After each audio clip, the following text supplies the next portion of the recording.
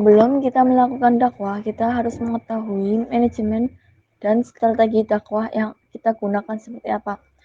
Manajemen dakwah merupakan proses tentang bagaimana mengadakan kerjasama dengan sesama muslim untuk menyebarluaskan ajaran Islam ke dalam tata kehidupan umat manusia dengan cara yang efektif dan efisien. Jadi, manajemen dakwah itu merencanakan kegiatan seperti apa yang akan dilakukan oleh seseorang.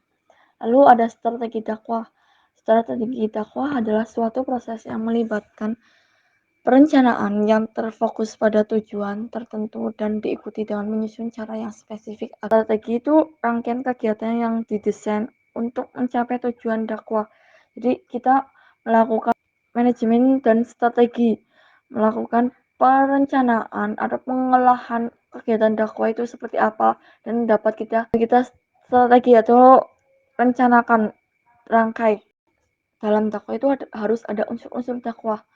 Unsur-unsurnya itu ada dai, pelaku dakwah itu adalah orang yang melaksanakan dakwah, itu menyampaikan pesan, menyampaikan dakwahnya baik itu lisan, tulisan maupun perbuatannya akan dicontoh oleh mat'u. Mat'u adalah penerima dakwah, yaitu biasanya manusia yang menjadi sasaran dakwah, baik itu individu maupun sebagai kelompok beragama Islam maupun tidak.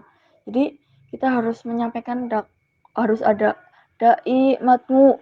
Kalau tidak ada matmu itu kita sih menyampaikan dakwah pada siapa? Jadi kayak ngomong sendiri.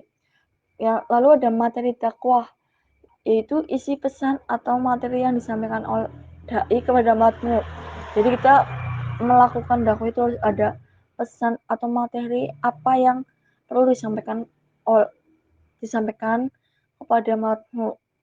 Lalu ada media dakwah adalah alat yang digunakan untuk menyampaikan materi dakwah kepada matmu untuk menyampaikan ajaran Islam kepada umat yang mendengarkan. Lalu ada metode dakwah.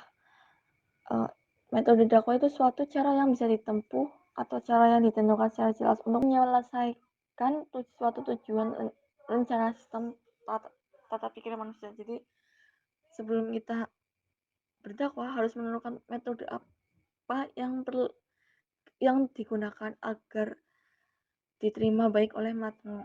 Lalu ada efek dakwah atau sering disebut feedback atau umpan balik. Jadi harus ada timbal baliknya dalam berdakwah biar tidak membosankan atau jemaahnya berkurang. Jadi harus ada timbal baliknya. Lalu ada fungsi manajemen. Dalam berdakwah kita harus merencanakan, mengetahui fungsi manajemen agar berdakwahnya berjalan sesuai yang kita inginkan.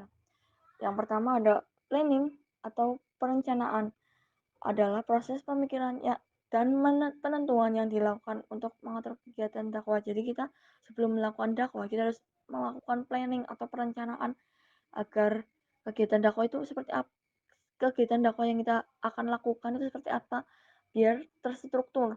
Lalu ada organizing atau pengorganisasian.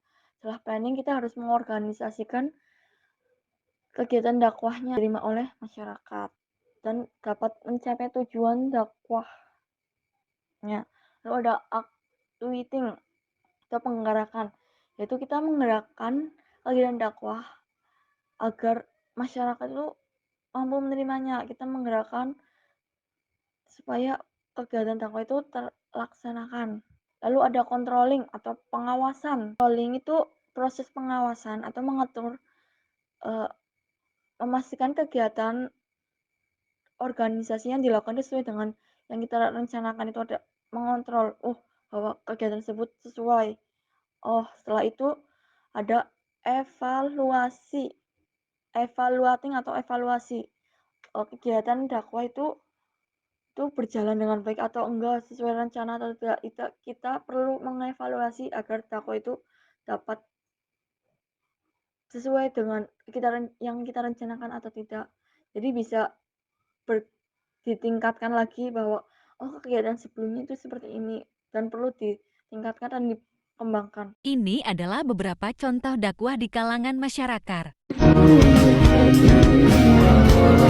مشتاق لعينيك قلبي ما زالت عيني في غمة